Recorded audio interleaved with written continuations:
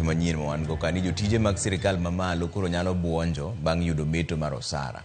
E ote mochuo kogno kod jagoro mongirore migawo mar jotije piny owacho Amos Gadecha, jotije go bende ne dhi yudo balang' mag chulo utegi ma gidakie. Magi timore kinde ma jotije sirkal nyobuogo bago ng'anyo pacho kaka poni onge meto mar osara ma giyudo.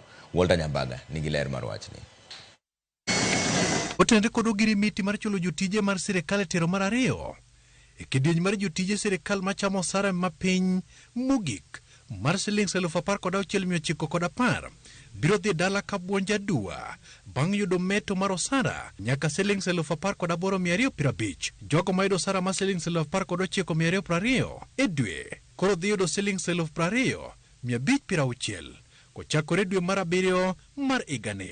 E winjruok mochopi kind migawo mochung' ne jotije sirkal motelne kod Justin Muturi to kod riwruok mar jotije mag piny owacho pacho ka, jotije sirkal mosebedo ka yudo Sh23,700 bende koro nyaka buonji. E kidieny mamalo, meto mar osara bende oneno ka jok mamudo osara mar Sh102,860 e dwe ka dwe koro dhi yudo meto mar osara machopo Sh105,570 to mayudo osara ma Sh125,630 bende dhi njajore kod osara ma Sh127,340 e dwe ka dwe e bengi margi. Tielo mokwongo mar ogirimiti no ibiro ketie tim kendo idhi duok chien kowuok e dwe mar abiriyo mar higani.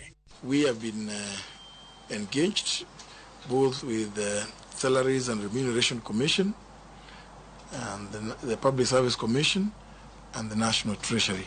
The National Treasury has agreed to provide resources for the payment of civil servant salaries as per the terms contained in the collective bargaining agreement. Today, I want to announce officially that the threat to go on strike is fully discarded because our interest and the reason why we were calling the strike has been fully fulfilled. I want to appeal to all civil servants that let them now from today consider the CBA fully implemented. Winjruok mar jotije sirkal bende giwinjore ni meto mar balang' mar chulo ot e kidieny mokwongo mar girup mar T gidhi yudo maromo Sh80,000 to mano mar S dhi yudo Sh60,000 kamano mar R dhi yudo Sh50,000 to mago modak oko mar Nairobi noyude kind Sh80,000, Sh60,000 to kod Sh50,000 ahinya e dwe ka dwe. Jotije manie kidieny mar C, D to kod E dhi yudo chakre Sh3,700, Sh400 kod 500 ma koro weyo ka riwruok mar jotije sirkal koro wito oko chenro mar bago ng'anyo mane gichano. Walter Nyambaga, Ramogi TV.